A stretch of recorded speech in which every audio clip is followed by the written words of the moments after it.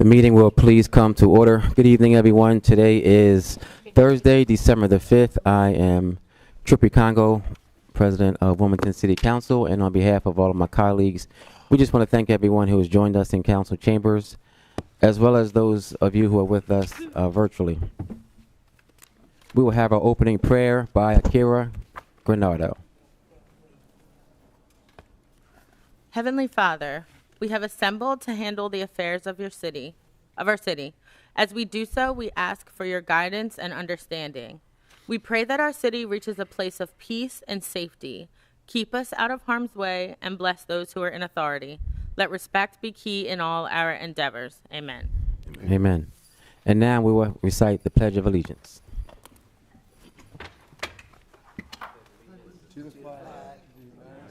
Of the United States of America and to the republic.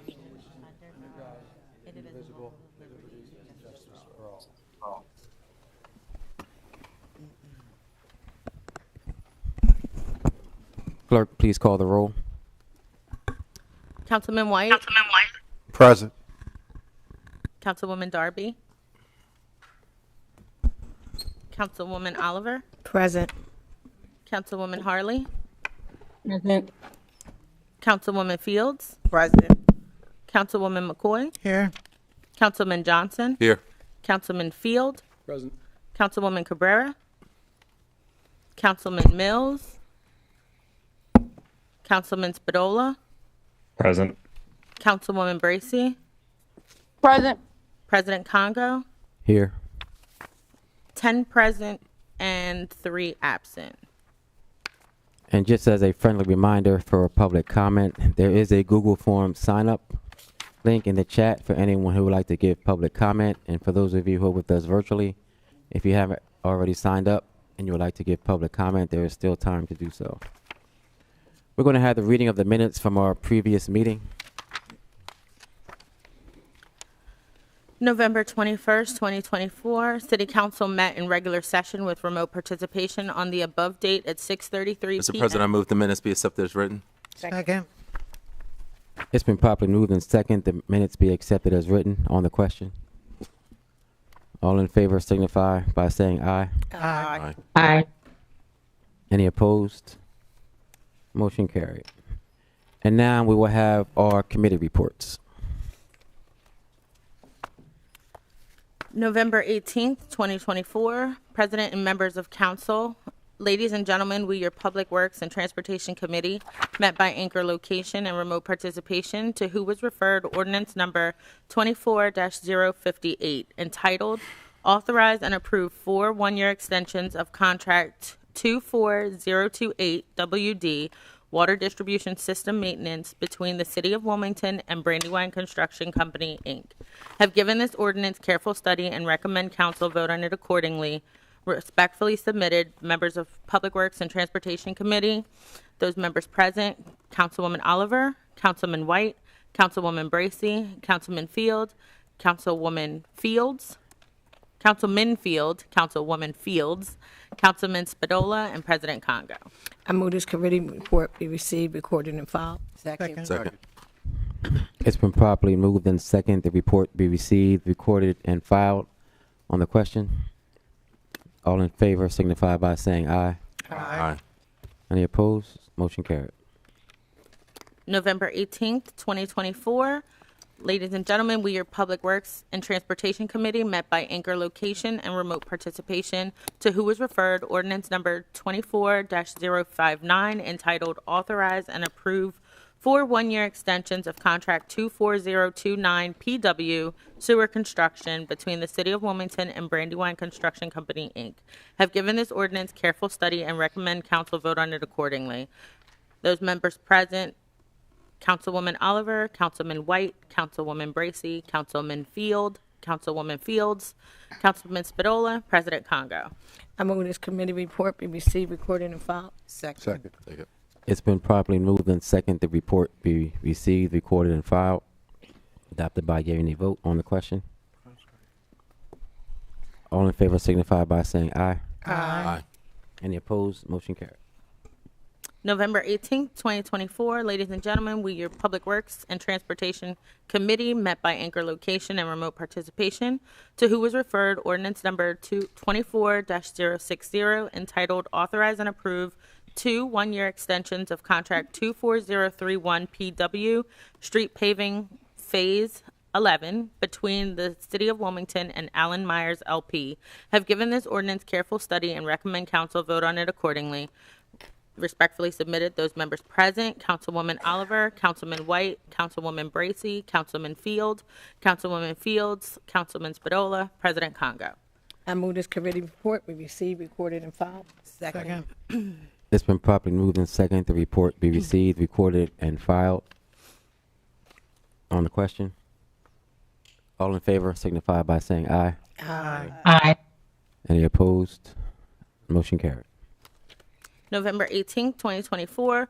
Ladies and gentlemen, we, your Public Works and Transportation Committee, met by anchor location and remote participation, to who was referred ordinance number 24-061, entitled Authorize and Approve 2 one-year extensions of contract 25001 PW gasoline, heating oil, and diesel fuel between the City of Wilmington and James River Solutions LLC. Have given this ordinance careful study and recommend council vote on it accordingly. Respectfully submitted, those members present: Councilwoman Oliver, Councilman White, Councilwoman Bracy, Councilman Field, Councilwoman Fields, Councilman Spadola, President Congo. Move this committee report be received, recorded, and filed. Second. It's been properly moved and second. The report be received, recorded, and filed. On the question, all in favor signify by saying aye. Aye. Any opposed? Motion carried.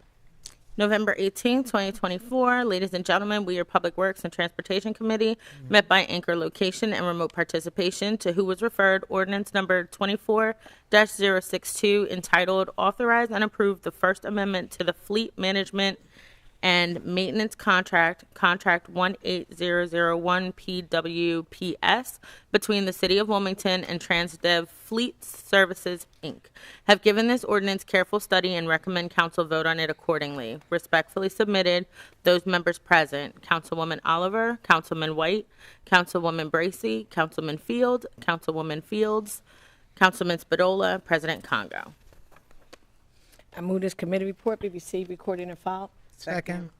It's been properly moved and second. The report be received, recorded, and filed. On the question, all in favor signify by saying aye. Aye. Aye. Any opposed? Motion carried. November 14th, 2024. Ladies and gentlemen, we, your Community Development and Urban Planning Committee, met by anchor location and remote participation, to who was referred ordinance number 24-066, entitled An Ordinance to Amend Chapter 5 of the City Code regarding business license fees payable with respect to multi-unit rental dwelling units. Have given this ordinance careful study and recommend council vote on it accordingly. Respectfully submitted, members of the Community Development Urban Planning Committee, those members present: Councilwoman Cabrera, Councilman Field, Councilwoman Darby, Councilwoman Fields, Councilwoman McCoy, Councilman Spadola, Councilman White, President Congo. I move the committee report be received, recorded, and filed. Second. It's been properly moved and second. The report be received, recorded, and filed. On the question, all in favor signify by saying aye. Aye. Any opposed? Motion carried. November 25th, 2024. Ladies and gentlemen, we, your Public Safety Committee, met by anchor location and remote participation, to who was referred ordinance number 24-063, entitled An Ordinance to Amend Chapter 2 of the City Code to convert the Citizens Complaint Review Board into the Wilmington Community Police Accountability Board. Have given this ordinance careful study and recommend council vote on it accordingly. Respectfully submitted, those members present: Councilwoman McCoy, Councilwoman Oliver, Councilwoman Darby, Councilman Johnson, Councilman Spadola, Councilman Mills, and President Congo. I move the committee report be received, recorded, and filed. Second. It's been properly moved and second. The report be received, recorded, and filed. On the question, All in favor signify by saying aye. Aye. Aye. Any opposed? Motion carried. At this time, we will have our city treasurer's report. December 5th, 2024, total investments, $521,236,588.78. Total cash on hand, $13,129,212.56. Grand total, $534,365,801.34. Submitted, City Treasurer Dwayne Sims. Mr. President, I move the treasurer's report be received, recorded, and filed. Second. Second. It's been properly moved and second. The treasurer's report be received, recorded, and filed. On the question, all in favor signify by saying aye. Aye. Aye. Any opposed? Motion carried. At this time, I will accept the motion to move to accept all non-legislative business. So moved. Second. Second. It's been properly moved and second to accept all non-legislative business. On the question, all in favor signify by saying aye. Aye. Any opposed? Motion carried. And this evening, there are no in-person presentations, but I am going to recognize all of our recognition resolutions from all of council. And we are recognizing Maria Perez, her retirement. My Councilmember Harlee is recognizing Brandon Gray from Kuumba Academy's 2024 Educator Support Professional of the Year. And as far as sympathy resolutions from all of council, a sympathy resolution to Karen Turner, the mother of former Councilman Vash Turner. From Councilmember McCoy, a sympathy resolution for Henry Wilson Murphy. From Councilmember Spadola, a sympathy resolution for Andrea Marie Laws. And from Councilmember Oliver, sympathy resolutions for Kenneth E. Patton, James A. Hawkins, Barbara Lee Carter, Marvin R. Swanson Jr., Clarence E. Thomas, and Clarence E. Thomas. At this time, we will move to public comment. Do we have any? I think we only have one virtual person who signed up for public comment, so we're going to allow them to speak first. Please keep in mind that you have 3 minutes for your comments. When you have about 30 seconds left, I will give you a friendly reminder to wrap up your comments. And also remember, please do not direct your comments to any specific council member, but only to me. First, we're going to start off with our virtual public comment from David Storm.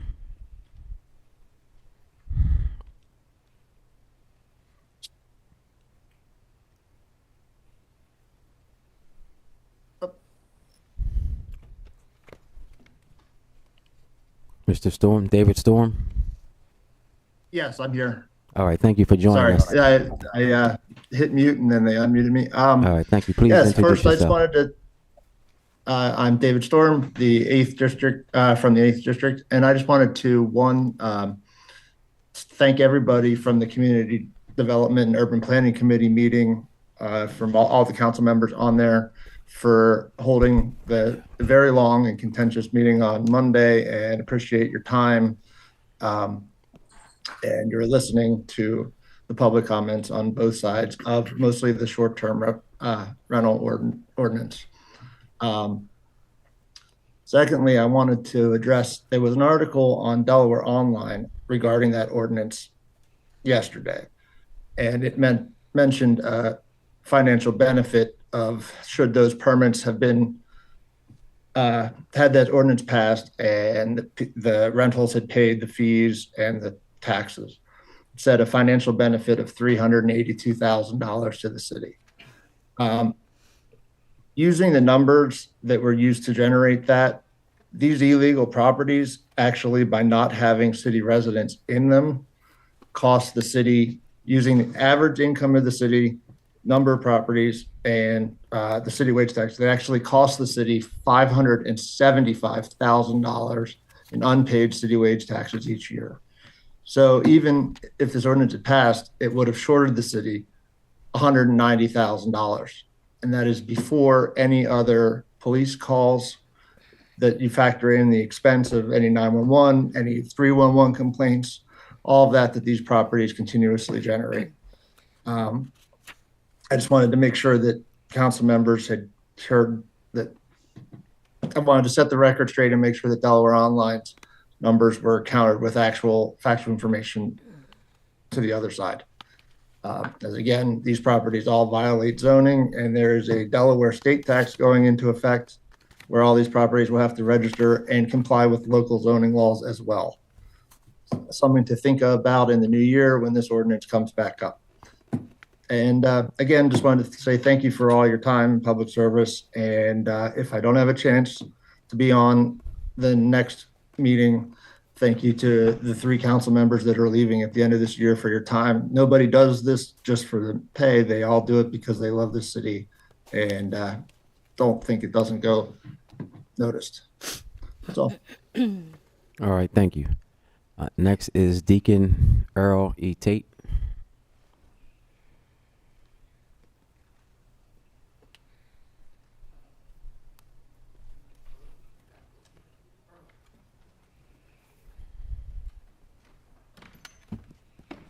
Thank you for joining us, Mr. Tate. And please watch your step when you get to the podium. Please introduce yourself.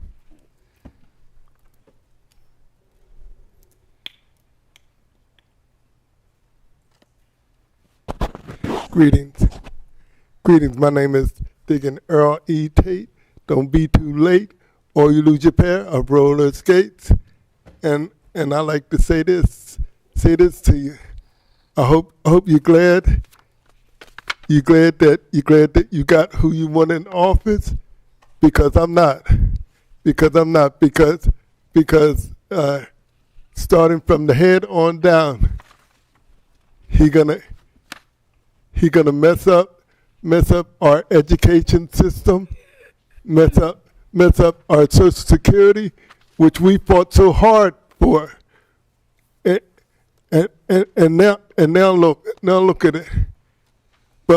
But not only him, but first of all, we got to deal with the local, as well as the state, as well as the nation of the United States. We got to stand up and speak up for our rights, because we have a right to speak up and to say what's right and what's wrong, because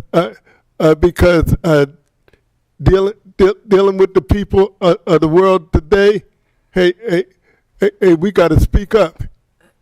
Parents, take back your right and your privilege to discipline your own children, to discipline them, to teach them what's right and what's wrong, to teach them how to respect themselves as well as others. Because like if we don't, who will? That's like I must say, we got to stand up for our right, and and get up off your seat of do nothing and start doing something, because our youth are looking up to us. Our youth are looking up to us as well as the other people. So we got to stand up and speak up to what we have. Because remember, as I said, he who thinketh negatively has defeated himself even before he begun. But he who thinketh positively with wisdom, knowledge, and understanding can claim the victory by faith, and is all setting forth new goals and climbing higher heights that life holds no limit to it. So remember, you got the right and the privilege. Use it. Yeah, 30 seconds. And don't abuse it. Because you got so many people looking up to you. I hope y'all had a nice Thanksgiving, and I hope that your Christmas and your New Year's it comes in even better. Thank you. Thank you. Next we have last name Anthony.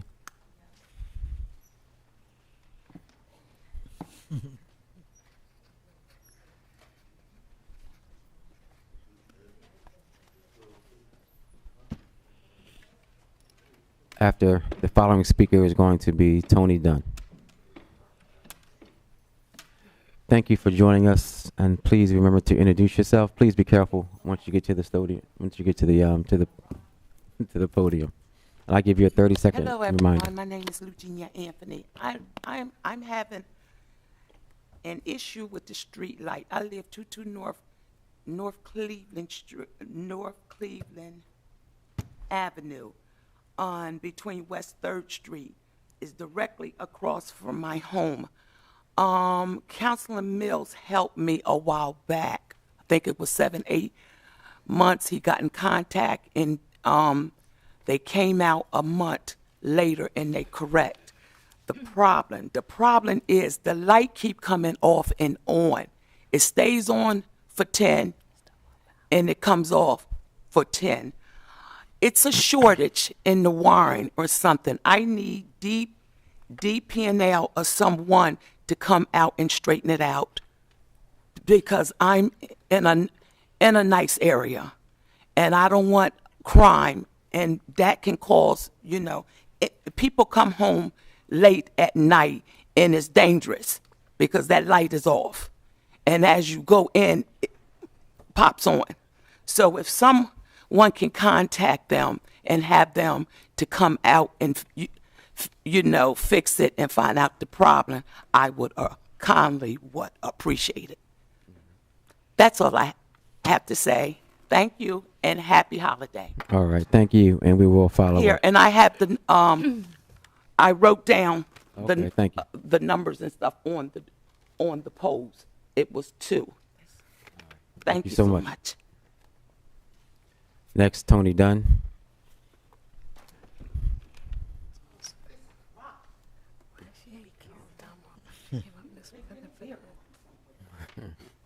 And please remember to introduce yourself. Thank you for joining us. And I will give you a 30-second friendly reminder when you need to wrap up your comments.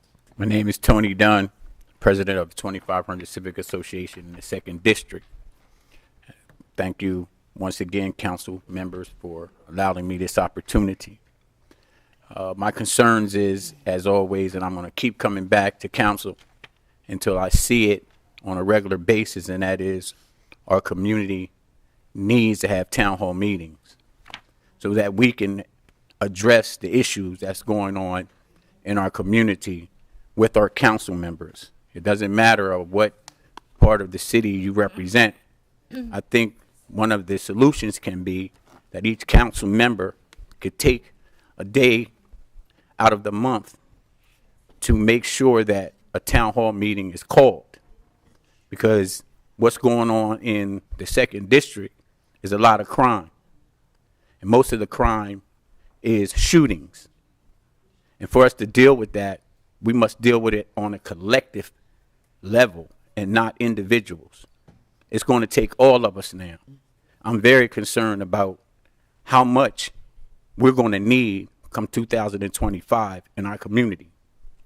And if we don't have the help of city council, we're going to have more crime, uneducated youth, and we're just not going to make it. And I can't speak for every ethnic group, but I can speak for my ethnic group. I can speak for me being an Afro-American here in Wilmington all my life. I have not really seen a change to better. We're doing parks and things of that nature, but we're not doing education to our youth. We're not helping seniors. And we can't, most of us can't even come out anymore because of the issues we're having. So we need to have town hall meetings so that we can address the issues that sometimes you don't hear in this setting. So I hope that y'all reach out to me. I will work with any council person to make this happen. I think it's a very intelligent and strategic plan that we can do to better our community and our city. I've worked a lot with older people who've been in y'all's shoes, and they did it, and it worked. I don't know why we stopped doing it. So for everybody in here, I hope that you reach out, and let's try to get these town hall meetings scheduled. And for those of you who are going out, don't give out your support. Don't stop your support. Yeah, 20 seconds. Because you are not no longer going to be with city council. We still need you in our community. Thank you. I'd like to recognize Councilwoman Sinead Darby, who's joined us. Next, we have Hope Alfreda Brunson.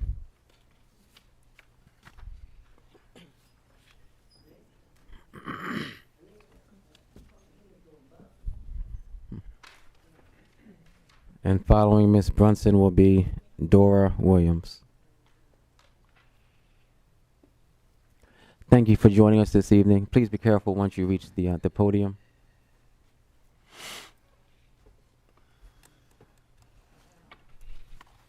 And please remember to introduce yourself.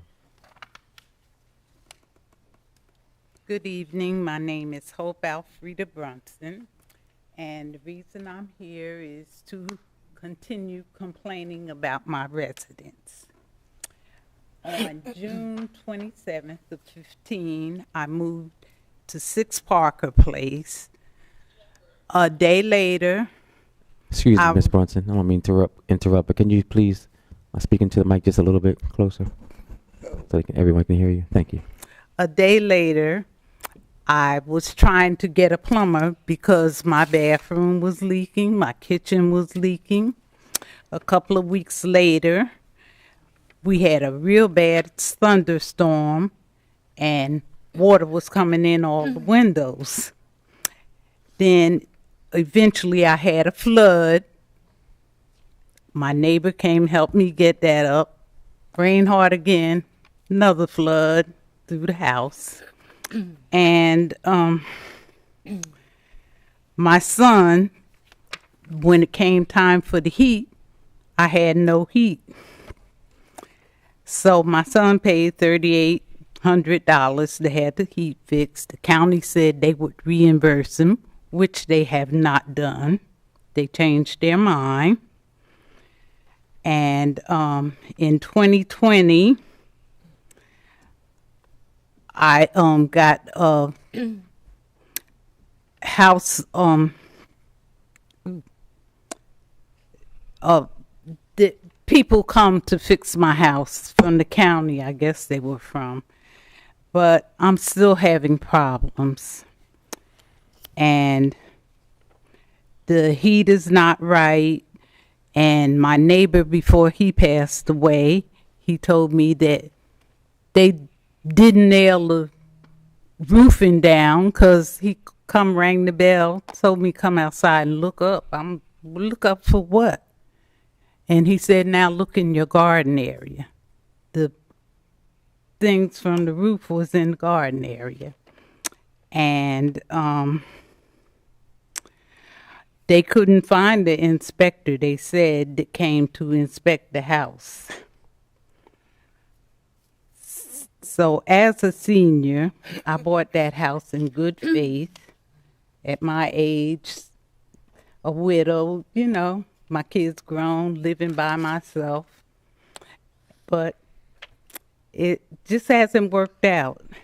And I came in hopes that maybe, you know, you could help do something, because all that money he spent for heat, my heat's still not right. Yeah, 30 seconds. The windows are not right. And there's still a lot of problems there. And the mold, the doctors are concerned for me staying there in mold. Thank you for your patience and attention. Thank you. Please watch your step. Dora Williams. And following Dora Williams will be Christian, Councilwoman-elect Christian Willauer.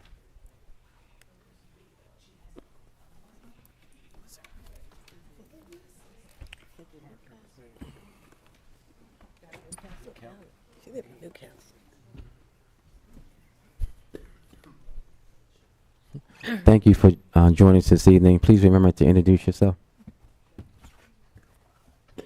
Good evening. My name is Dora Williams, and I am here with some cohorts, and Mrs. Brunson just spoke. And the reason we're speaking is because environmental justice knows no district line.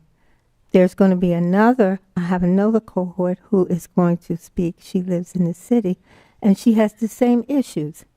The whole thing is that these ladies bought HUD houses from first, what is it called? It's called first home buyers. And we think that first home buyers and HUD and city council and county council are respected names in the community. But when you listen at the plight of my cohorts and what happened to them when they entered these agencies to purchase homes are essential. Housing is essential. But what the issue is the implementation of that housing. It should be with integrity. These people should be treated like they are humans. And the contracts that are put in place should be put in place so that things that were supposed to be correct are correct. And the ones that are not are corrected. So that's the only thing I have to say. But I do want to say again that when it comes to environmental justice, it knows no district lines. Housing is housing no matter where you go. And the way people are treated is an issue. And I thank City Council, like the gentleman that said, I know that you do these things because you love people, not because what you're paid. So thank you so much. I'm grateful for this opportunity. Thank you.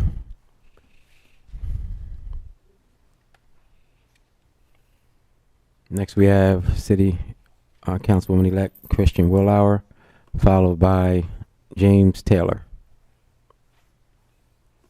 Thank you for joining us, and please remember to introduce yourself. I'd also like to recognize Councilwoman Maria Cabrera. Thank you. Good evening, Council, and thank you, Council President Congo.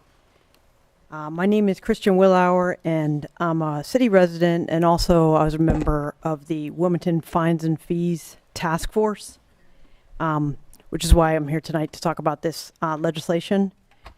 Over the last, which is the legislation that would reduce the per unit fee. They would put a cap on rental fees. Over the last 10 years, Wilmington has added many new luxury apartment buildings that charge $1,700 to $3,000 a month or more in rent. Last spring, City Council passed legislation to charge a $75 per unit rental registration fee for every rental unit in the city. In Newcastle County, this is free. Now, Council wants to put a cap on how much any one building will have to pay, effectively reducing the per unit fee for these larger buildings. A cap of $5,000 when the per unit fee is $100 basically means that the building pays a fee for the first 50 units and every additional unit is free. This isn't fair. Luxury apartment buildings should pay the same per unit fee as any other rental. There are over 20 buildings in the city that have been built or are planned with more than 50 units. This legislation says the city will lose only $80,000 a year if it passes. But that number is really closer to $180,000 a year, meaning that every 6 years the city will lose $1 million in revenue for passing this bill. And who will benefit? Only the buildings that are charging some of the highest rents in the city, that are actually the most able to pay a per unit fee. One argument for this bill is that the larger buildings don't get inspections by the city. But the truth is that hardly any buildings get inspections by the city. Wilmington has over 17,000 rental units. Existing city code requires all rental properties in the city to be registered, licensed, and inspected by the city. But L&I doesn't do all those inspections. L&I reported doing only 684 rental inspections in 2022 and 863 rental inspections in 2023. In each of those years, that's inspections of less than 5% of all the rental units in the city. You can't justify eliminating the fee for apartment buildings because they don't get inspections, because no rental units, or hardly any rental units, are getting inspected. Please don't support the $5,000 cap for market rate apartment buildings. Instead, council should focus on real reform. You have 30 like seconds. eliminating the annual fee for rental units that are affordable for people with regular jobs. Thank you. Thank you. Next, we have James Taylor.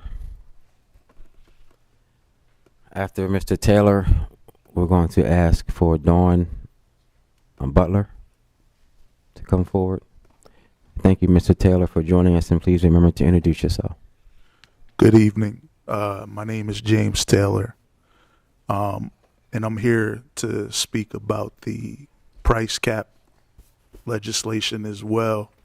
I've heard different accountings of what the legislation would do, but I just wanted to add some context as someone who rents downtown.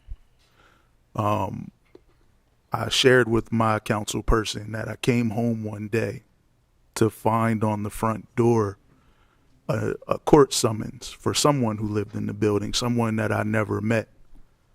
But, you know, I found it disconcerting that like something like that would be on the outside door for everybody who lived in the building to see. And so when I heard that effectively there was a cartel that came together of real estate developers that are crying broke, essentially, I thought it odd, because I'm also well aware that, you know, if you're late with the rent, particularly like in my building, 2 weeks late, they're filing the fee regardless. So I'm trying to understand why it is that, you know, these people are being ruthless about getting their money, but they want city council to be lenient about getting theirs. As Christian just said, over a 6-year span, that's $1 million. Every 6 years, $1 million. So, you know, keep that in mind. I'd also caution council or urge council to remember that we have a pro-business administration coming into Washington, D.C. The last time they came in, tax cuts for businesses were unprecedented. Not even under Reagan did we see the sort of business-friendly taxation scheme that rolled out under that president and the current president-elect. So again, when you have these benefits on the horizon and you have, you know, a ruthlessness when it comes to managing the financial efficiency and collections, when it comes to these units, you know, again, as Councilwoman-elect Willauer has said, and some of the most expensive units in the city, I caution and urge council to take a hard look at like what's being requested here and whether or not it makes sense. The last bit of context that I'll add, thank you. The last bit of context that I'll add is that I'm one who believes in fiscal and financial accountability, particularly in personal finance. So I always urge people to try and negotiate their rent. That's not something that people are typically allowed to do or are successful in doing. So bear that in mind as well as you consider, you know, giving these people a discount on their taxes. Thank you. Thank you. Dawn Butler.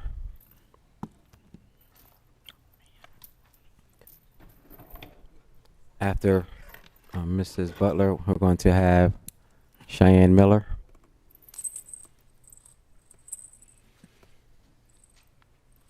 Thank you for joining us this evening, and please be careful once you reach the podium.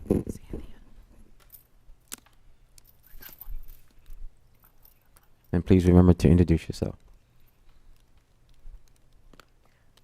Good afternoon. My name is Dawn Butler. I live at 130 West 29th Street. I'm 64 years old and disabled. I bought my house in December 31, 2022. This is a HUD house. Was approved. In February of 2023, the roof started leaking. I had insurance, I had insurance, and at the Excuse me, Miss Butler. Can you please? Sorry. I'm kind of upset. All right, thank you. I had insurance. Please speak into the mic so everyone can hear you. I'm sorry. I had insurance, but due to the insurance company telling me they couldn't help me because my roof had raccoons in it. So I had to pay $500 to get rid of the raccoons. Then in February of March 23, my upstairs bathroom started leaking into my kitchen, and it still does into this day. 2023, I paid a contractor $350 to repair my basement door that he did. The contractor never came back to repair the door. I paid an inspector $840 to inspect my house. I actually tried to sue him. I cannot find him. I still live in this house. The house, there's people that I paid, I'm trying to sue them, but I can't find them neither. The court cost was $120. I filed against a judgment. I'm able to find a contractor, and right now I still live in this house. I'm disabled, and I'll take care of my granddaughter. I would please like some help. I just bought this house. This is the first house I ever bought in my life. And it's a HUD house from Section 8. I need some help.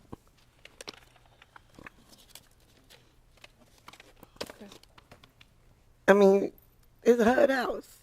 I went through the home program, first-time buyers program. My house is a mess. I can't even afford the house because it's a mess. I just need some help. Have a good day. Okay, thank you so much. Cheyenne Miller. And then our final public comment will be given by Michelle Roberts.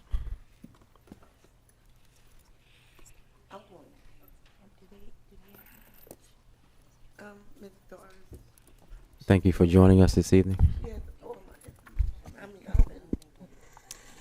Hi, my name is Cheyenne Miller. I am a resident in the 7th District over on West Side, and I'm a volunteer with the Homes Campaign and the City of Wilmington Autonomous Tenants Union.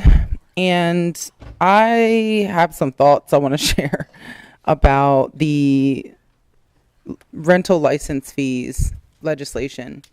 I watched the committee pass this legislation out with the thought that there would be an amendment or maybe even a substitute improving upon the legislation. And I'm looking at it right now, and I don't really see an amendment or a substitute changing anything about the legislation. There were a lot of questions about the numbers that the public asked about whether $80,000 was going to be the amount of revenue that we were anticipating to lose, and it's still unclear about whether that number is correct. And so if we have not solved this issue of why we're going to give some of the biggest landlords in the city a break on rental license fees, and we have not solved the issue that was brought up by some of the smaller landlords about what qualifies as an affordable home or a low income home, why are we still looking at this legislation to pass it? And so I do hope that this legislation will be held and actually improved upon. A lot of things got brought up about it in the last committee hearing by both the public and some of you members of City Council, and it'd be really, really nice if we could actually see some of those suggestions get incorporated into the legislation, or the legislation just get held, because in all honesty, stop giving breaks to BPJ. The other thing I'd like to give public comment around is the fact that there are a lot of people in the city who are struggling to pay their rents. A lot of people are struggling to pay their rents. I'm sure you are getting calls, emails, texts, meetings from your residents about what's going on, about their chances of being evicted, about the fact that they're worried about being out on the streets.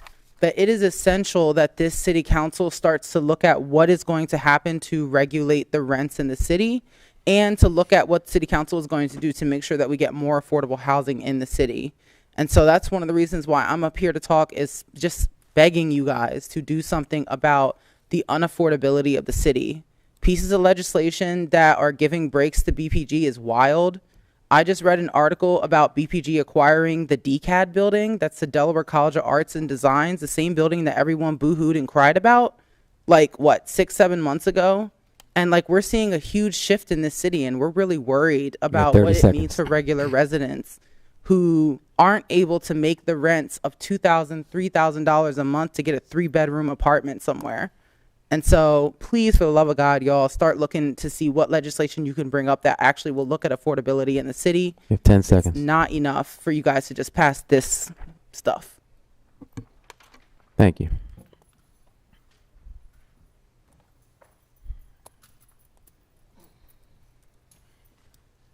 Ms. Roberts, thank you for joining us this evening, and please remember to introduce yourself. I will give you a friendly reminder when you have 30 seconds left. My name is Michelle Larita Roberts. If you don't mind, you can maybe just lower the mic a little bit. My name is Michelle Larita Roberts. Housing is a human right. I agree with all of the statements that were made today. It is disgusting and deplorable on what we're seeing currently in this city. Why? Currently, Joseph R. Biden and Vice President Harris committed to something that you heard Mr. Williams say, and I'm going to be very quick, called environmental justice. Environmental justice is where we work, play, sleep, and go to church. Speaking of church, I am a member of the Episcopal Church of Saints Andrew and Matthew, where we seek to break down the isms in this world. One of the challenges we see is the challenge we have with our unhoused brothers and sisters. Listening to these testimonies, I can understand how so many folks are unhoused. Then if we tip down the road to this hopeless hope center that billions of dollars were sunk down into a worthless pit of mold and infestation, because we all know the legal challenges behind that building when it was first created. It was built on a floodplain. So we put people out of sight, out of mind, in harm's way. The good news is that we do indeed have ways in which to help our folks. Some of us, including me, worked exceptionally hard over these past 4 years, volunteering, and saw to it that we have what's now called Justice 40, the Investment Recovery Act, all of these pieces to know, coming back to something that a gentleman said earlier about town hall meetings. Where and when did the governor, the mayor, the councils, all of you, assemble your constituents and talk about the programmatic benefits and investments that were coming down? Not to Buccini in Poland or the other developers. God bless them. I don't begrudge anyone who has a development, and I can see I got 30 seconds left. We demand, I can speak for myself, that bench be replaced back to the church at the Episcopal Church of St. Andrew and Matthew. We appreciate making sure that there will be monthly meetings between the rector of the church and the folks at Friendship House and the police department. And we also want to remind you that housing is a human right. And we need to figure out how these programmatic benefits and the other things that President Joseph Robinette Biden and Vice President Kamala Harris brought to the people. I'm done. God bless you all, and thank you for your service. Thank you.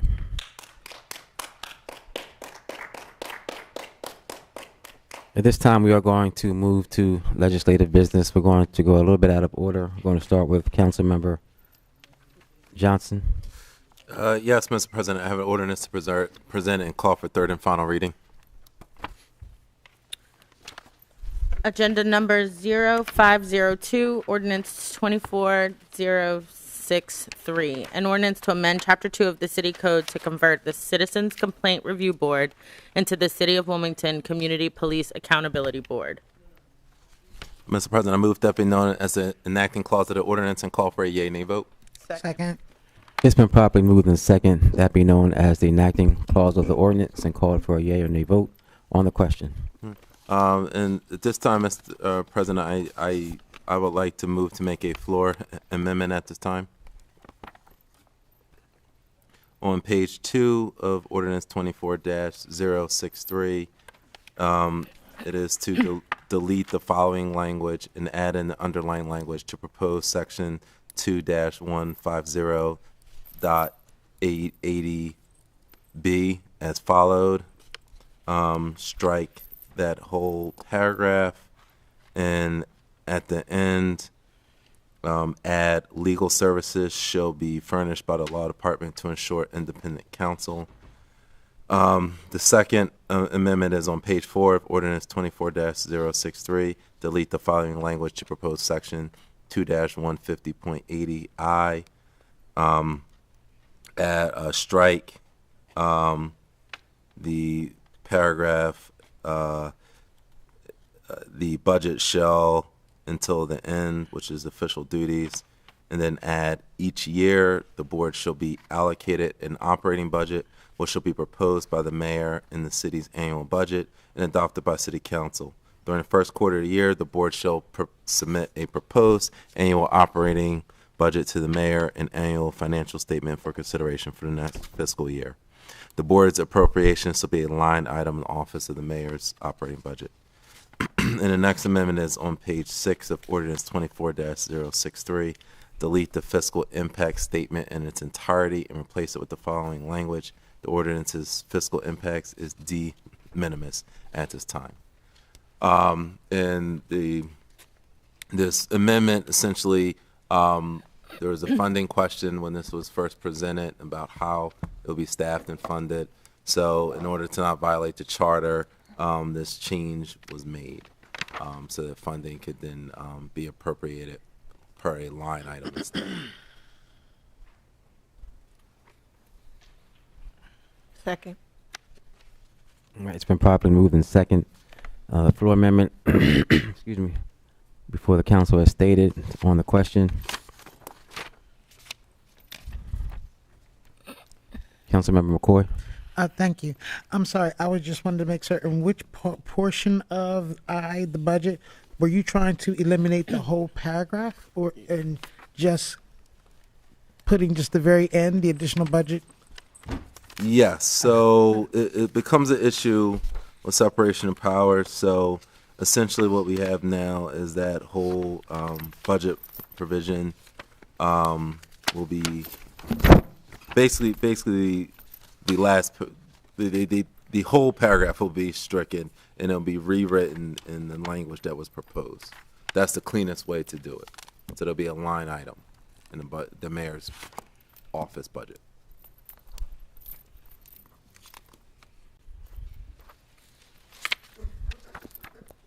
Any other council members have any questions or comments? Yeah. Councilmember Oliver. Yeah, thank you, Mr. President. I'm glad Councilman Johnson is bringing this to light. We've been talking about this, I think, for the last 4 years, about this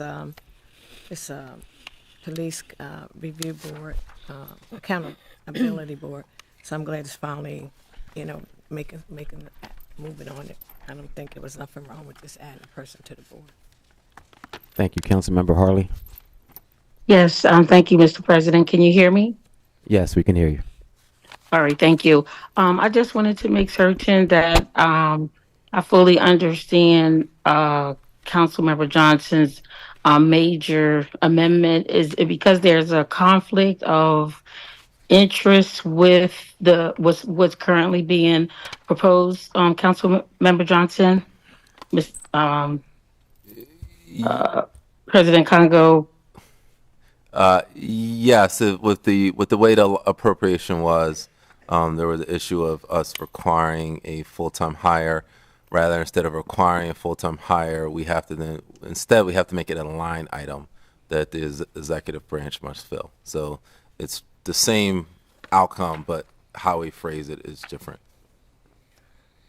Okay. All right. Thank you. That's all I have, Mr. President. All right. Thank you. Any other council members have any questions, comments? At this time, we're going to have a voice vote for the amendment. All those in favor signify by saying aye. Aye. Any opposed? Motion carried.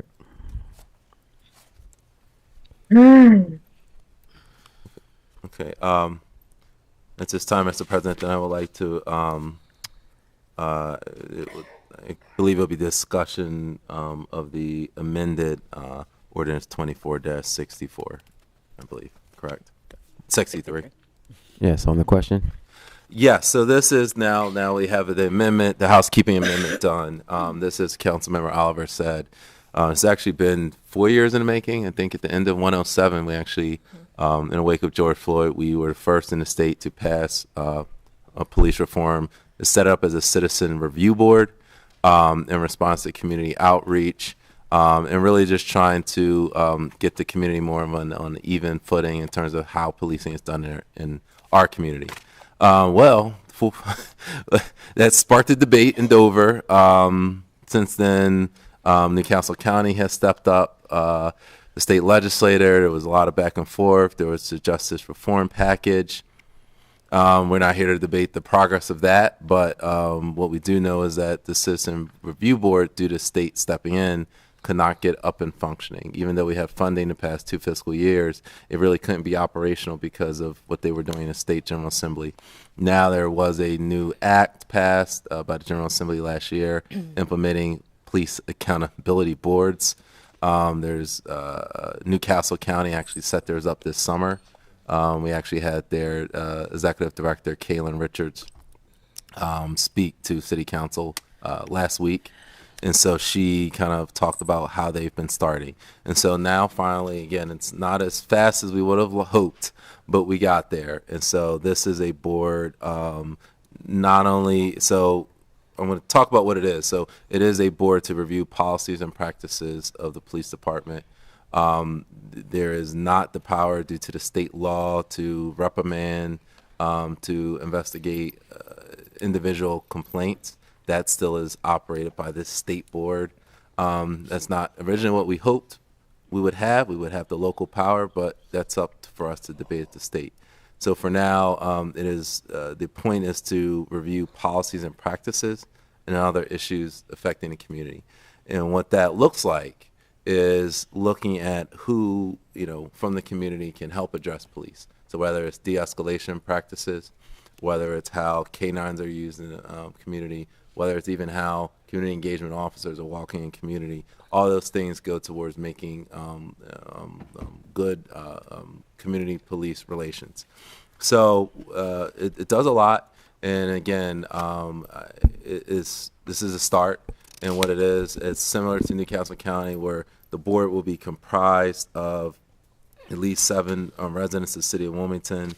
And we're going to have social service agencies will have a seat at the table, faith-based organizations, civil rights organizations, education organizations, and mental health organizations, and then it'll be like at-large members as well. And that's all spelled out in this code. And we also, in line with the county, I believe, we want to make sure this is a compensated board. We got pushback, I believe, on this, but it's important for us to get the best and brightest. And so we set a reasonable, it's really just something to make sure that the members attend and are invested. So it's $100 a meeting. And I think it make sure we get the best and brightest, because not everybody can afford to spend time off work or a second job to attend a voluntary board. So I think hopefully this is a practice of us having paid board members, because again, I think it's important that we cherish what the people are bringing to the table. And there are other paid boards. There's like a boiler inspector board that is paid, again, a reasonable value. So again, I hope this is the start of a practice. So there's a lot more information. There will be guidelines once there is an executive director. There's going to be a public meeting, public reporting, use of force data, everything what we've been talking about in terms of police reform. The co-sponsor on this is my colleague, Councilmember Darby. I know she's on the line as well. She was speaking on some aspects about this, but this is a good start, and we are looking forward to getting this started. We've had the funding sitting there for the training, so now we finally can get started with this training, finally get people appointed to the board, and hopefully with the incoming administration, we've already been in discussions about what this looks like, and we hope we have their buy-in that real police reform not only is good for the community, but it's good for public safety. Because the more community trusts the police, the safer our neighborhoods are. So this is a step in the right direction. I hope this has support of everyone on council, and we look forward to moving forward with this initiative. Thank you. Councilmember Darby. Hello, yes. No, I just want to say thank you to Councilmember Johnson for allowing me to jump in this term and really work with you on this piece of legislation over the last few months to really tighten it up, get some community feedback from like the ACLU and other organizations to contribute to just making it better. And I'm, looking forward to that conversation in 2025 to engaging the community and getting the Police Accountability Board up and running. So I just say I'm a co-sponsor already on this legislation. I'm in full support of it and look forward to 2025 and implementing this. Thank you. Thank you. Councilmember Harlee. Yes, thank you, Mr. President. As Councilmember Johnson said, this conversation got started under the 107th, and as it related to all of the different activities and conversations and discussions around the George Floyd incident, even though we're almost 4 years down the road, I feel like some progress is better than no progress. And I'm also hoping that we can continue to work with our GA colleagues as it relates to this whole reform topic, because it definitely has been, for lack of a better word, watered down from what we originally had discussed and what we originally were hoping for this legislation as it related to the impact around allowing, the community to have more of a voice, to allow the community to work closer with elected officials and, of course, our law enforcers. So I'm excited to know that we are moving forward. And again, like I said, I hope that we can continue to work better together in the 109th session with our state colleagues to make sure that, we're working to move the needle forward as it relates to Leo Boer, which I think, had a lot to do with us not being able to delve in as deep as we wanted to. And I also want to make sure that I am a co-sponsor on this legislation. That's all I have, Mr. President. Thank you. Councilmember Cabrera. I would like to be added as a co-sponsor. Thank you. Any other council members? Clerk, please call the roll. Councilman White? Yes. Councilwoman Darby? Yes. Councilwoman Oliver? Yes. Councilwoman Harlee? Yes. Councilwoman Fields? Yes. Councilwoman McCoy? Yes. Councilman Johnson? Yes. Councilman Field? Yes. Councilwoman Cabrera? Yes. Councilman Spadola? Yes. Councilwoman Bracy? Yes. President Congo? Yes. 12 yeas and 1 absent. Declared adopted. Thank you. Councilmember Cabrera. Mr. President, I have an ordinance to present and call for the third and final reading. Ordinance number 24-066, agenda number 0505, an ordinance to amend Chapter 5 of the City Code regarding business license fees payable with respect to rental dwelling units. Mr. President, I move that be known as the enacting clause of the ordinance and call for the yea/nay vote. Second. It's been properly moved in second that be known as the enacting clause of the ordinance and called for a yea or nay vote on the question. Yes, Mr. President. When these fees first went up, obviously there was a lot of controversy, a lot of back and forth. Landlord associations, the developers, everybody fought it. For 35 years, the city of Wilmington has not raised the fees on registering properties, as well as many other fees that have gone up, aligned with what our neighbors are doing. There was a lot of back and forth. Concessions were made, and it came through. Now, in hindsight, looking back, we see that first, a couple things that landlords and others had asked for. Are we going to have an electronic way for them to register, to, you know, be more user-friendly with the services that are required from the city when people invest in our neighborhoods. That hasn't happened. We're not online. We already know the inspections are not happening. So when you look at the industry and all the fees and everything that we have been raising throughout the last 5-6 years, trying to align it with the neighboring areas, the fee for the registration was $10. It increased to $75, which is a 750% increase. No other fee increased by more than 100%. So to some extent, yes, it was unfair that it kind of hit that industry. And we're trying to level that by having the bigger developers, which is 24 buildings in total that are here in the city. They would up their fee from 75 to 100, but it would be capped at 5,000. The nonprofits right now and subsidized housing, they're at 5,000. So we would bring their cap down to 3,000. And then in response, and this, to make the correction that was mentioned several times tonight, it was stated in the meeting, the original number is 82,000, and that is incorrect. So you were all correct on that one. It is an actual 165,000, so it's actually double. I think, Mr. President, you had also brought that up. So that was the correct calculation. So now what will also happen, because we did have discussions with the landlords, and I've actually been back and forth with the president of the Landlord Association, is that if the fees are going to come down for the developers, that we also have to consider bringing the fees down for those individuals that own maybe 1, 2, up to however many units, because it's not fair that because they don't have a multi-unit building, that they should have to pay more and that their fees don't go down. So that is something that I did commit to Mr. Sheraton and others that we will be looking at in the next session of reducing those fees for the registration of those smaller owned, not as many multi-units buildings. All right, thank you.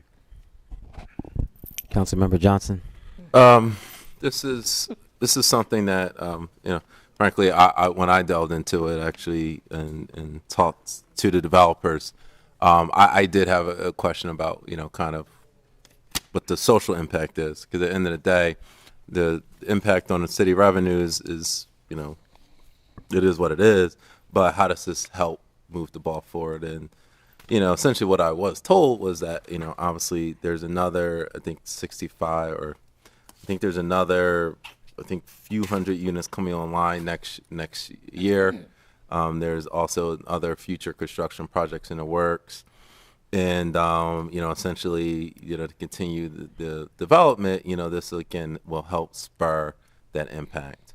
In a majority, I think the numbers were, I think 65% of new residents in those buildings were not from Wilmington.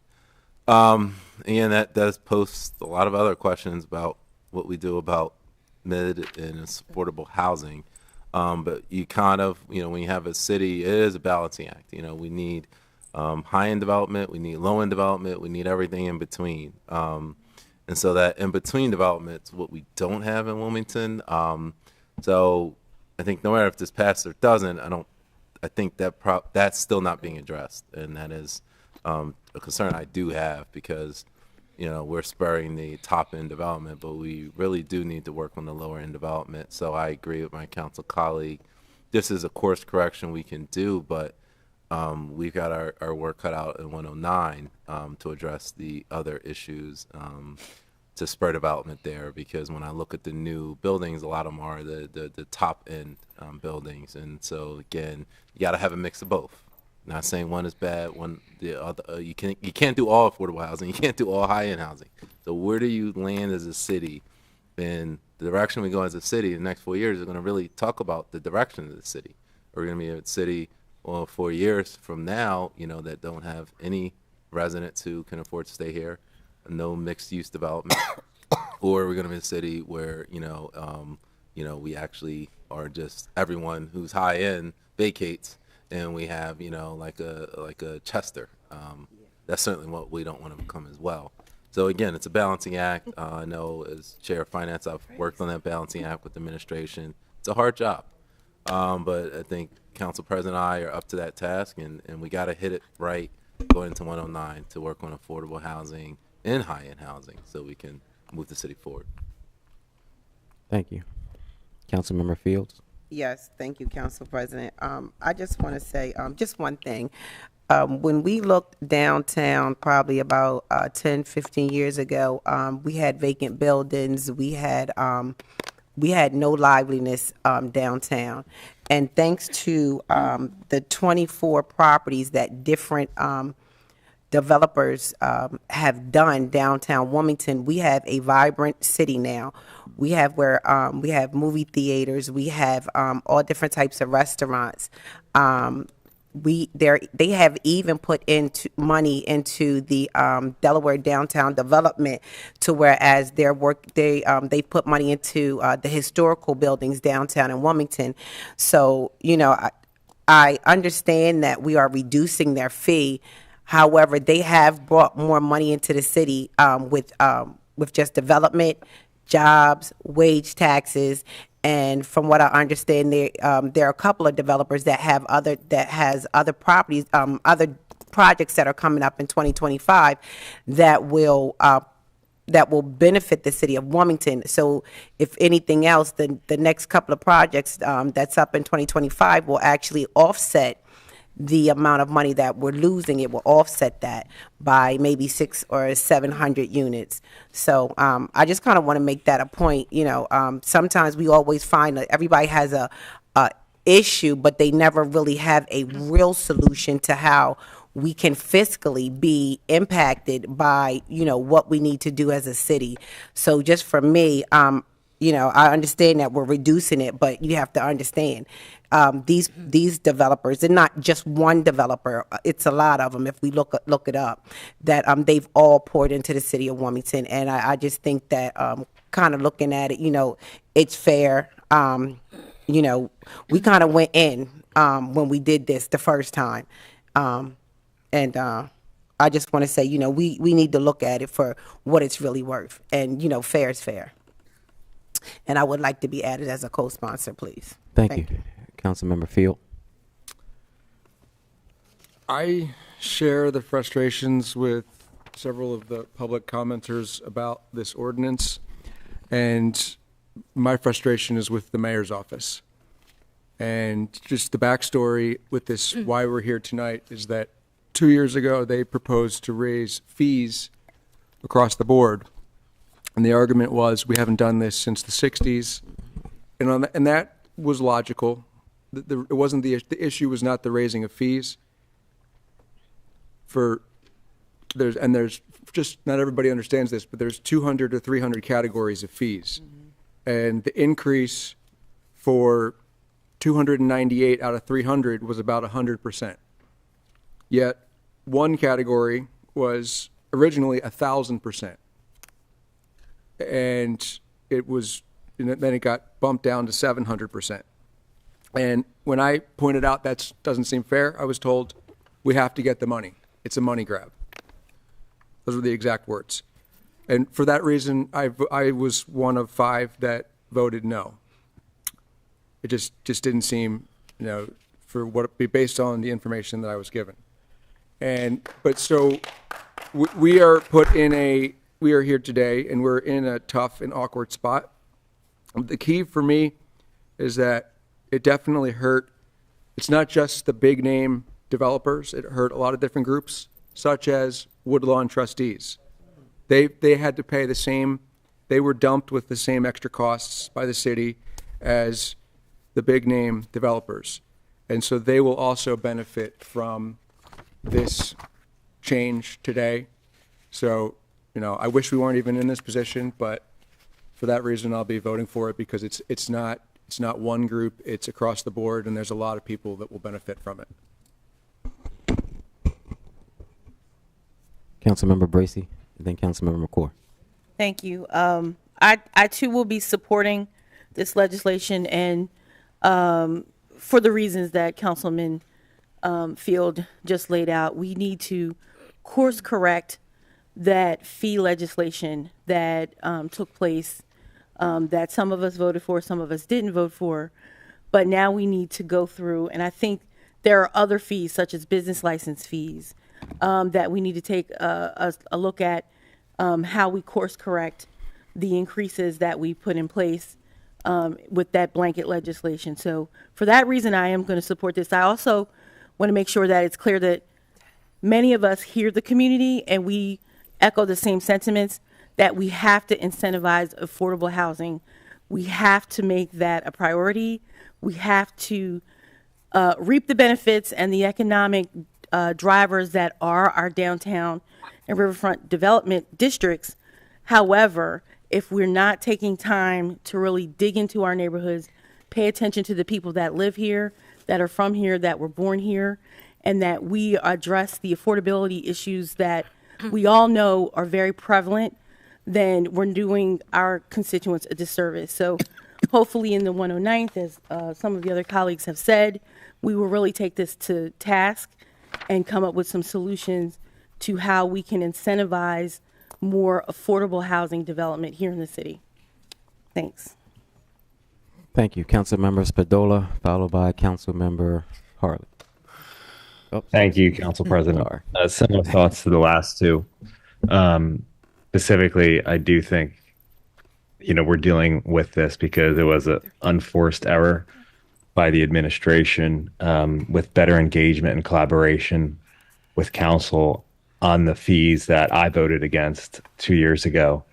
I think we could have avoided this in the first place had we had a more thoughtful process. But I do look at this at the end of the day as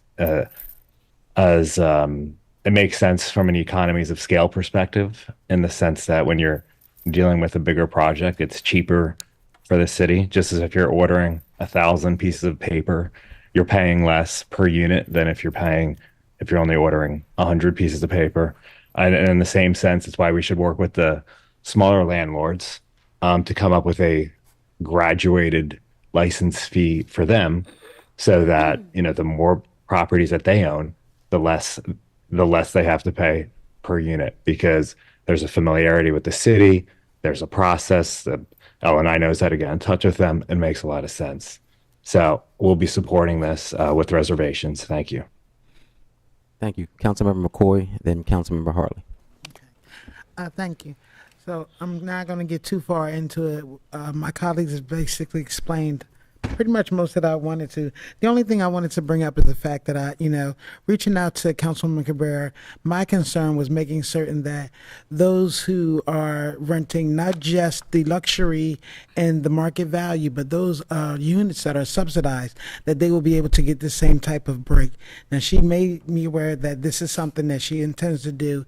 I guess we didn't have the time to do it at the very end of 2024, but I do hope that we work on this in 2025, because I just wanted to make certain that we definitely see, something a little bit more equitable, because their parcels are spread out, that they don't get that type of, advantage. I'm like that. I just didn't think that was good. But because she made me aware that this is something that she intends to do, I will support it, because initially I had not. But thank you for making me aware. Thank you. Councilmember Harlee. Yes, thank you, Council President.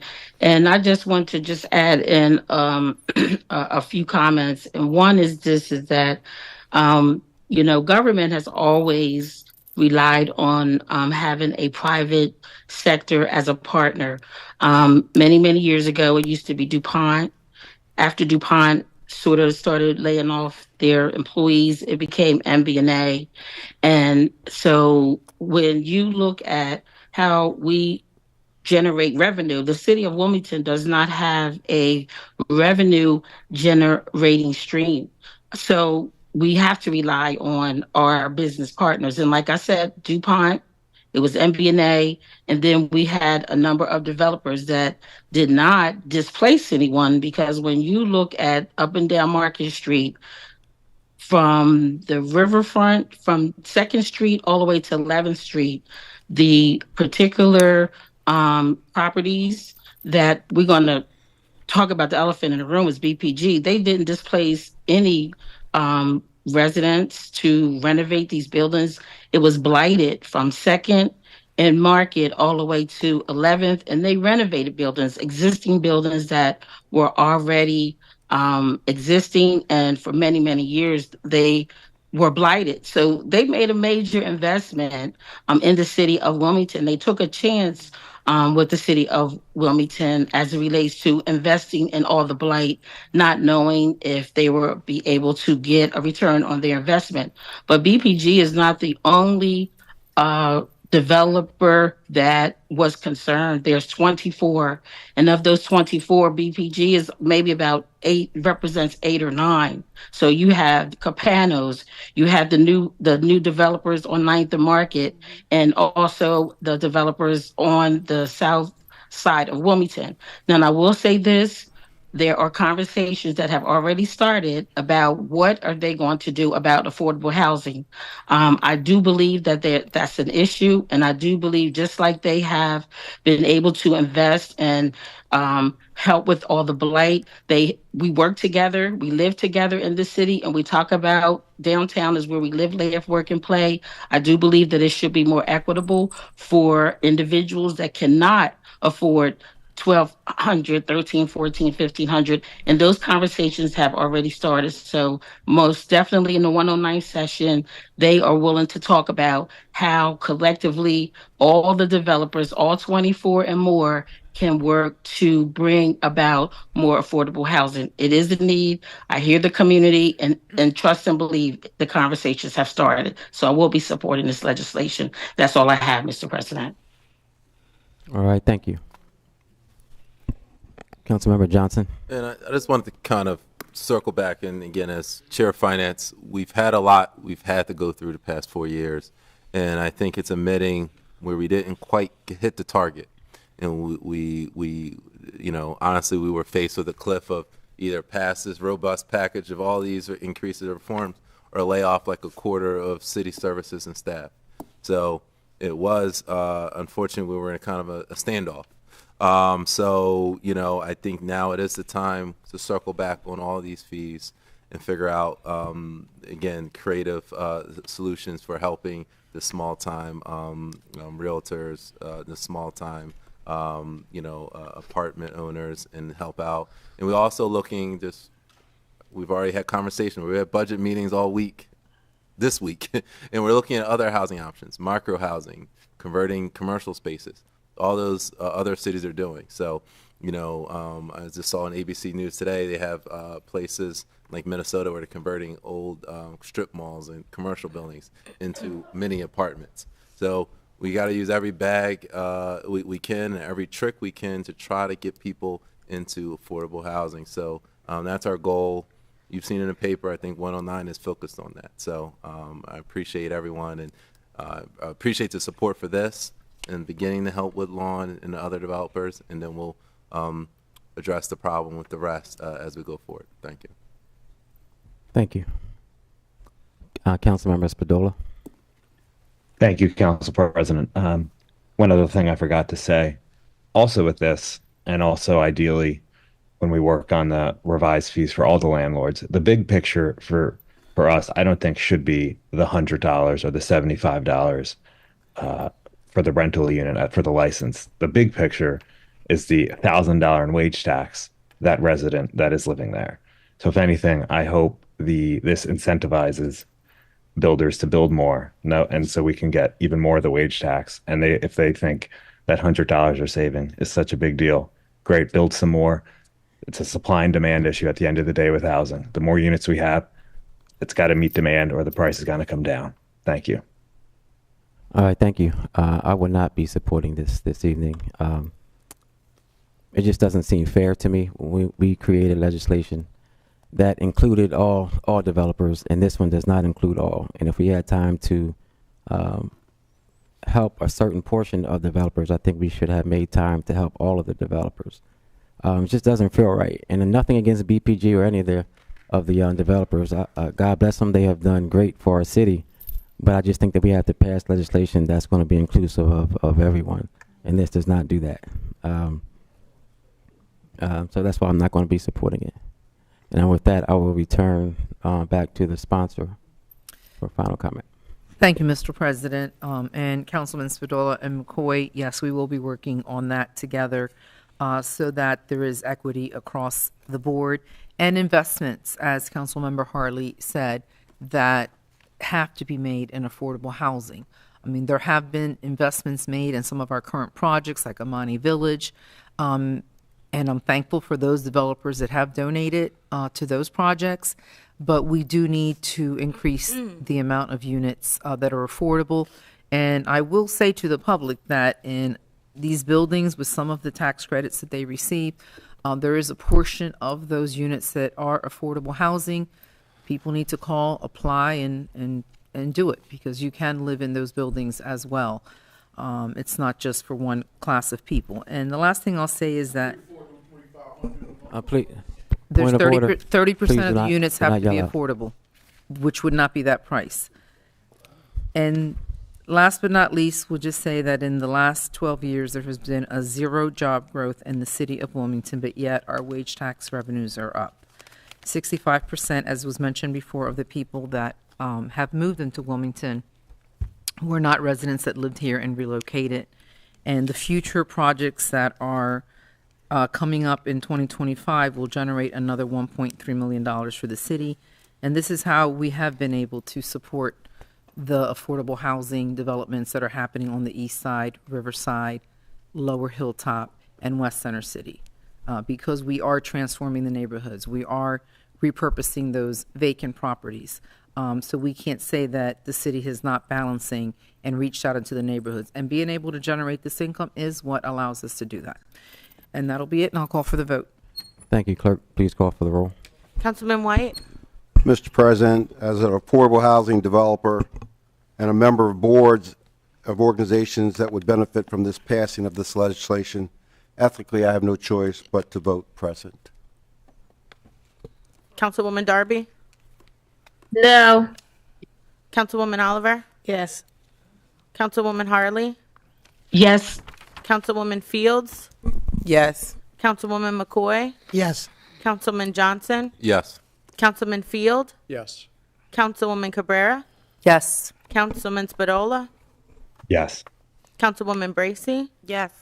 President Congo? No. 9 yeas, 2 nays, 1 absent, and 1 present. Declared adopted. Mr. Council- President, may I please be excused? Yes, you may be Thank excused. Councilmember Oliver. Thank you, Mr. President. Mr. President, I have a resolution to present. Can they be quiet? As you're exiting, please do not make too much noise. Thank you so much. Mr. President, I have a resolution to present. Resolution 24064, agenda number 0512. Whereas pursuant to City Charter Section 1-101, the city may acquire, hold, manage, and dispose of property on such terms as it deems proper for any municipal purpose. And whereas City Code Section 2- I move this resolution be received. Excuse me recorded- 1 second, Council. Yeah. We're going to ask everyone who is exiting to please take the conversations to the lobby. We're still in session, so Thank you. please take your conversations to the lobby as you're leaving. Thank you so much. I move this resolution be received, recorded, and filed, and adopted by a yea and nay vote. Second. It's been properly moved in second. The resolution be received, recorded, adopted, and filed by yea or nay vote on the question. Yes, Mr. President. This resolution approves the city's grant, and Please speak into the mic, Councilman. Oh, sure. This resolution approves a city grant and an easement to BPG Office Partners, 8 LLC, the right-of-way located at 100 block of North Orange Street, and accommodate the construction and maintenance and certain improvements.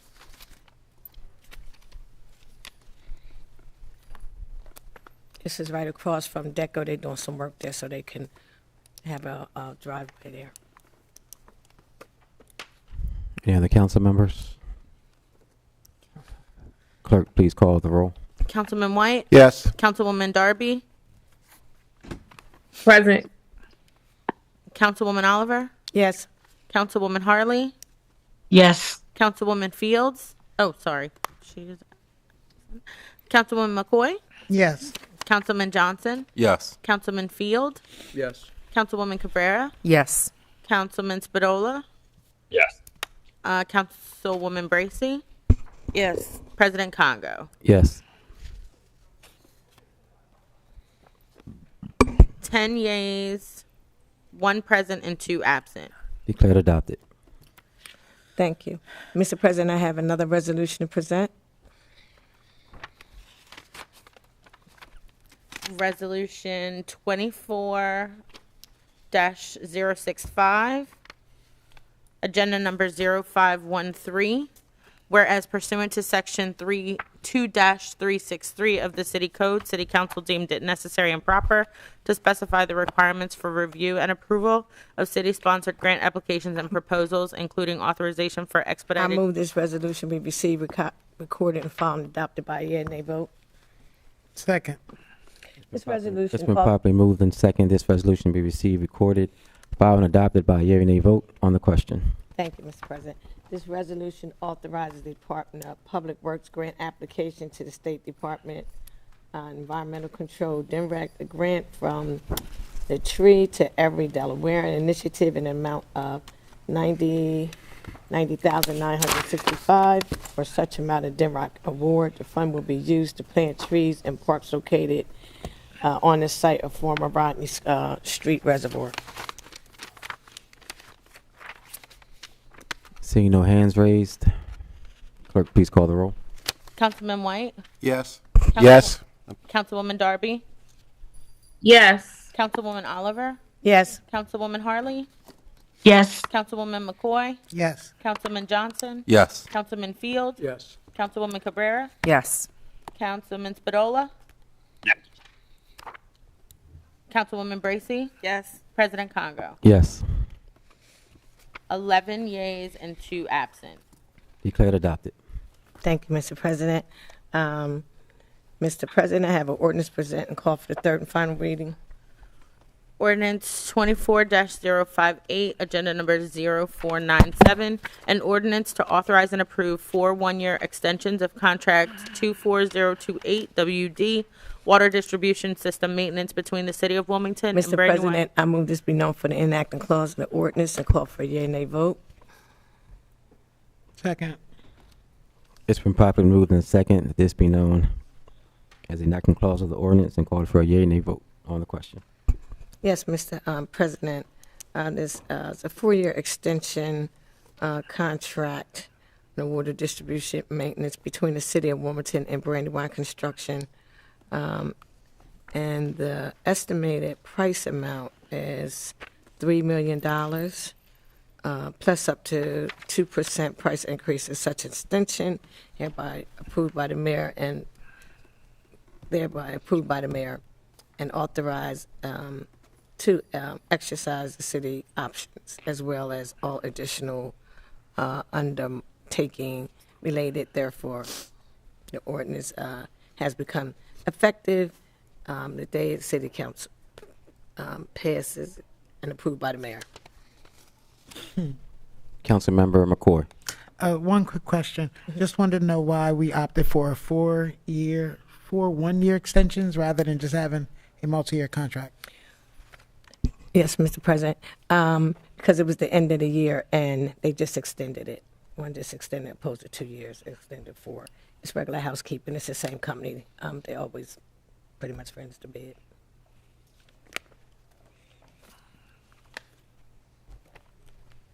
Seeing no other hands raised, clerk, please call for the roll.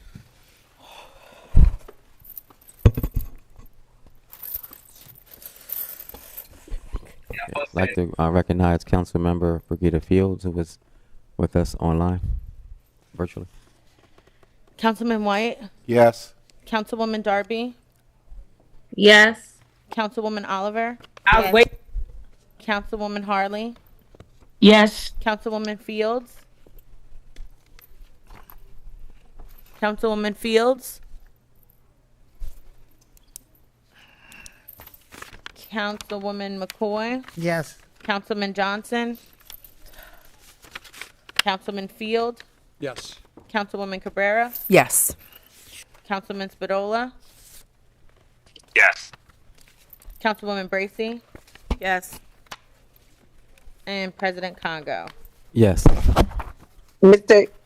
President, I'm sorry, my phone was muted. Can I still vote? Yes. Yes, my vote is yes.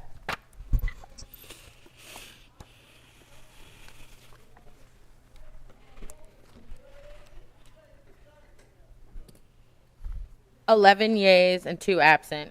Declared adopted. Thank you, Mr. President. I have an ordinance present and call for the third and final reading.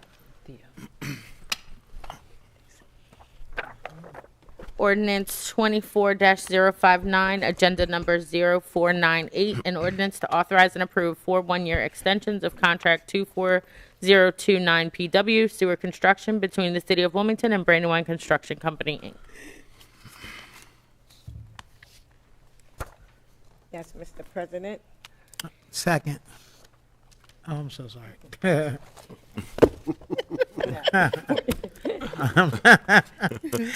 Yeah, this is a 4-year extension contract with Brandywine Construction, and this is in the dollar amount of Excuse me, Councilwoman Oliver. Can you didn't move, you didn't move the, Oh, okay. Let's move this to be known as enacting clause for the ordinance and call for the yea and nay vote. I think I heard all this. Second. It's been properly moved in second. This be known as the enacting clause of the ordinance and called for a yea or nay vote on the question. Yes, thank you. This is another extension, 4-year extension for Brandywine. Councilmember Oliver on WITN is asking. Thank you. Okay, thank you. Sorry about that. This is another 4-year extension contract with Brandywine, Construction Company, and this dollar amount is $1,809,984, and it's also up to 2% increase for each extension. All right, seeing no hands raised. Clerk, please call the roll. Councilman White, Yes. Councilwoman Darby, Yes. Councilwoman Oliver, Yes. Councilwoman Harlee, Yes. Councilwoman Fields, Yes. Councilwoman McCoy, Yes. Councilman Johnson, Yes. Councilman Field, Yes. Councilwoman Cabrera, Yes. Councilman Spadola, Yes. Councilwoman Bracy, Yes. President Congo. Yes. 12 yeas and 1 absent. Declared adopted.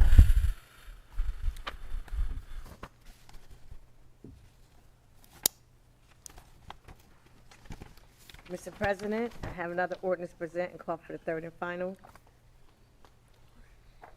Ordinance 24-060, agenda number 0499, an ordinance to authorize and approve 2 one-year extensions of contract 24031 PW, street paving Phase 11, between the City of Wilmington and Allen Myers LP. Mr. President, I move this be known as the enacting clause of the ordinance and call for the yea and nay vote.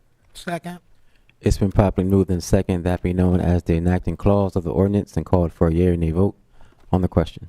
Yes, Mr. President, this is a 2-year extension option contract between the City of Wilmington and Allen Myers LP Contracting Company, and this is an amount of $3,342,222. This also is an extension to be approved by the mayor's office, or designee hereby exercise to the City of Wilmington. That's what it is. Seeing no hands raised. Clerk, please call for the roll. Councilman White, Yes. Councilwoman Darby, Yes. Councilwoman Oliver, Yes. Councilwoman Harlee, Yes. Councilwoman Fields, Yes. Councilwoman McCoy? Yes. Councilman Johnson? Yes. Councilman Field? Yes. Councilwoman Cabrera? Yes. Councilman Spadola? Yes. Councilwoman Bracy? Yes. President Congo? Yes. 12 yeas and 1 absent. Declared adopted. Mr. President, I have another ordinance present and call for the third and final reading.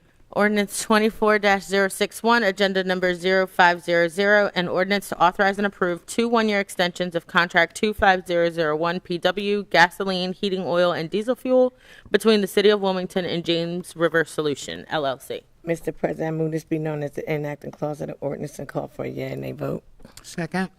It's been properly moved in second. This be known as the enacting clause of the ordinance and called for a yea and nay vote on the question. Yes, Mr. President, this 2-year extension option contract between the City of Wilmington and the gasoline, heating oil, diesel fuel, and James River Solution, LLC. This amount is estimated for $1,255,127, and this too is per extension. Hereby approve of the mayor or his designee. Authorized to exercise the city's option, as well as take additional undertaking related, therefore, the many as may be necessary. Thank you. Seeing no hands raised, clerk, please call for the roll. Councilman White? Yes. Councilwoman Darby? Yes. Councilwoman Oliver? Yes. Councilwoman Harlee? Yes. Councilwoman Fields? Yes. Councilwoman McCoy? Yes. Councilman Johnson? Yes. Councilman Field? Yes. Councilwoman Cabrera? Yes. Councilman Spadola? Yes. Councilwoman Bracy? Yes. President Congo? Yes. 12 yeas and 1 absent. Declared adopted. Thank you. This is the last one. Finally. Right. It's squeezing all this in by the end of the year. Okay, finally, Mr. President, I have an ordinance present and call for the third and final reading. Ordinance 24-062, agenda number 0501. An ordinance to authorize and approve the First Amendment to the Fleet Management and Maintenance Contract, Contract 18001 PWPS between the City of Wilmington and Transdev Fleet Services, Inc. Mr. President, I move this be known as the enacting clause of the ordinance and call for the yea and nay vote. Second. Shoot. It's been properly moved in second. That be known as the enacting clause of the ordinance and called for a yea or nay vote on the question. Yes, Mr. President. This ordinance is a 5-year extension with an option of 3 years extension. Therefore, its estimated price $2,329,387.77.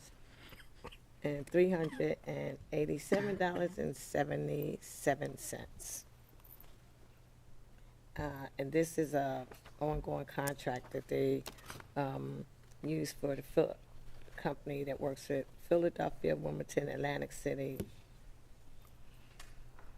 and they are they do the fleet management contracts. Seeing no hands raised, clerk, please call for the roll. Councilman White? Yes. Councilwoman Darby? Yes. Councilwoman Oliver? Yes. Councilwoman Harlee? Yes. Councilwoman Fields? Councilwoman Fields?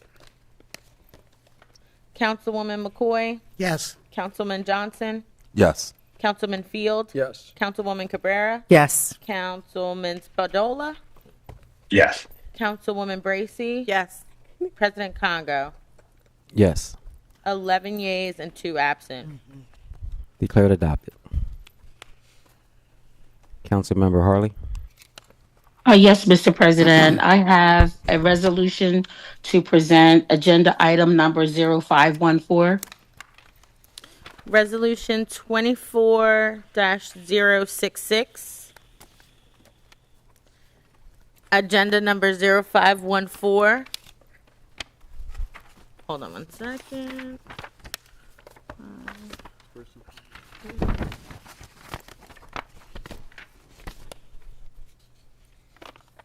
Yeah.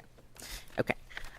Agenda number 0514. Whereas pursuant to City Charter Section 1-101, the city may acquire, hold, manage, and dispose of property on such terms as it deems proper for any municipal purpose. And whereas City Code Section 2-627 authorizes the Department of Public Works, subject to the approval of council by resolution, to grant such easements as shall be necessary to facilitate the construction, maintenance, operation, and/or repair of streets, roads, sidewalks, and/or other public rights of way.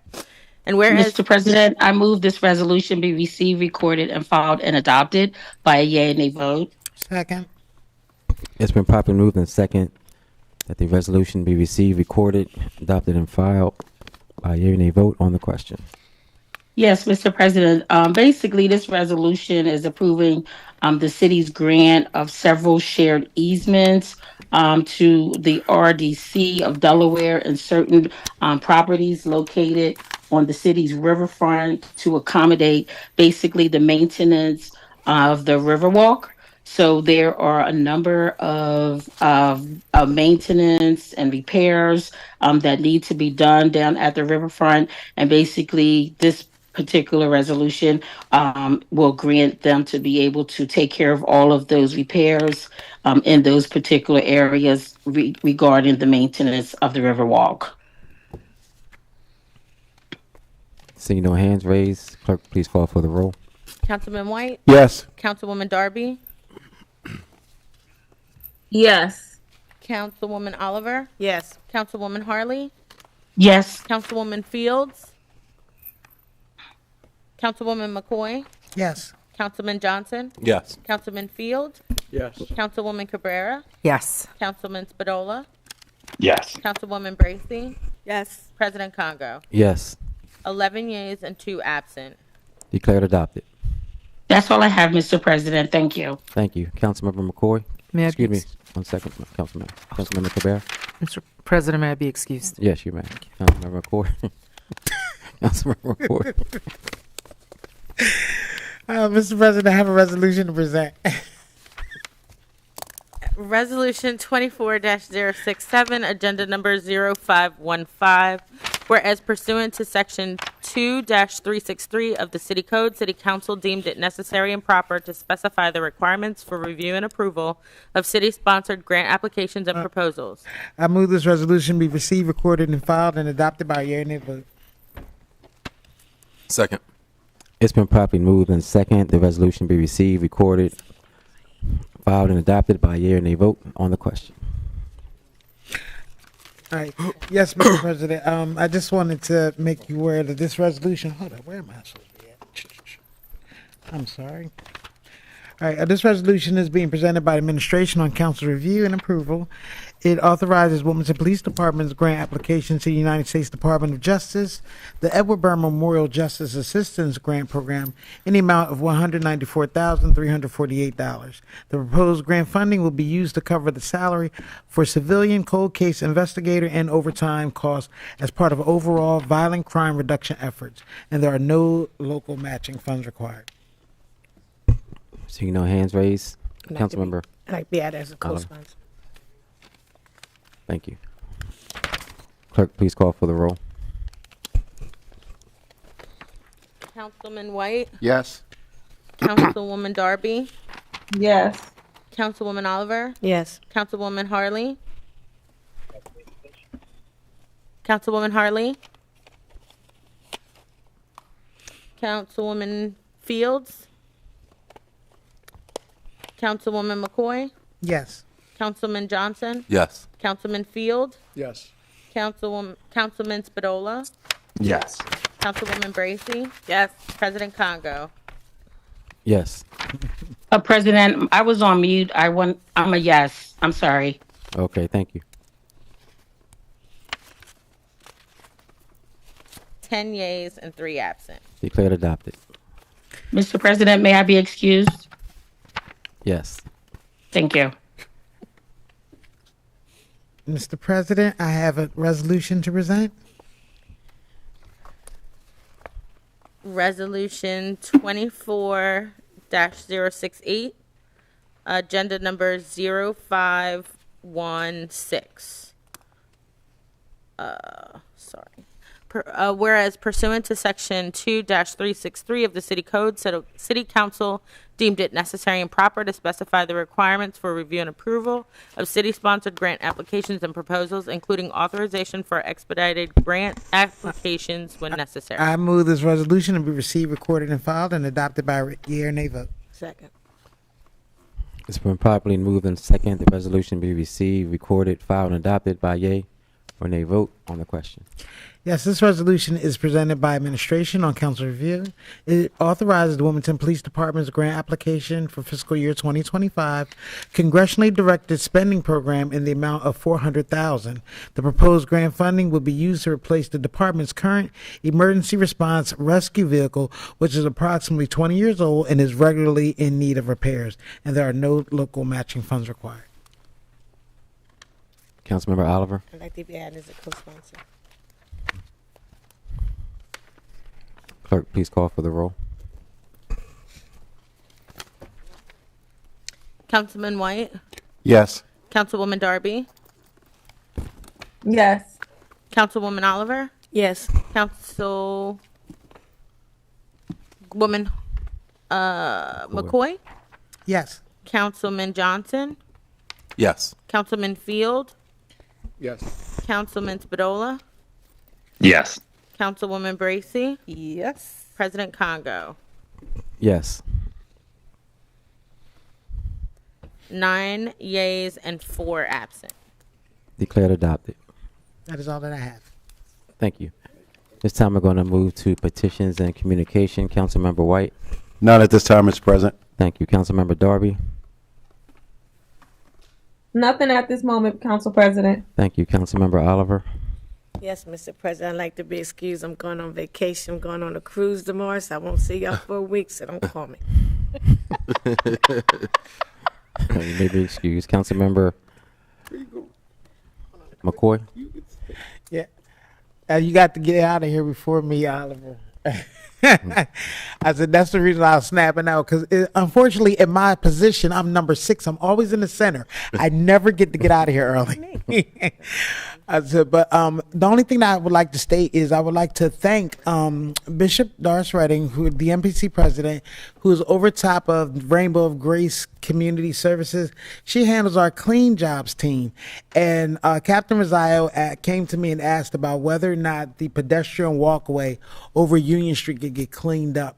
He just asked about it. And I was like, sure, this is who you would contact. If there's any type of compensation, let me know. If it's needed, let me know. So we got rave reviews because the clean jobs team came over there. That pedestrian walkway is over Union Street, which kind of goes from Canby Park to the Frames Boys and Girls Club. And they took care of it the very next day, and everyone is so happy. So it was great to be able to do something for the community, both communities. Johnson, your community is very happy. Yes. Yeah. So it's great to do something for both communities right around the holidays. So thank you for thinking about it, Captain Rosario, and thank you, Bishop, for making certain that you made certain that your workers were there to do it. Thank you. Councilmember Johnson. I have no matters tonight, Mr. President. Thank you. Thank you. Councilmember Field. Two items I want to mention, Mr. President. The first is that on Saturday, Kelly's Logan House in Charlie Square will have their 160th birthday party. I think it's probably the oldest existing business in Wilmington, and it's an iconic building, and they're very excited, and we'll be celebrating all day with live music and some speakers. And then the Howard Pyle Studio on Franklin Street is having their annual open house. They open it up on Saturday from 12 to 5. That's all. All right, thank you. Councilmember Spadola. Oh, Councilmember Spadola, yes. Let's start. Oh, Councilmember Darby. Sorry. Oh, did I? Oh, yeah. Councilmember Bracy. Nothing. Thankful for my team. All right. I just want to thank everyone who joined us this evening. We will be back next Thursday. We're going to have back-to-back meetings. So if you want to be a part of the meeting or part of public comment, please join us. down here on 8th and French Streets at 6 p.m. So you can sign up for public comment, and you can also, join us virtually and give public comments as well from being online. With that, I will accept a motion to adjourn. So moved. Second. Meeting adjourned. Thank you, everyone.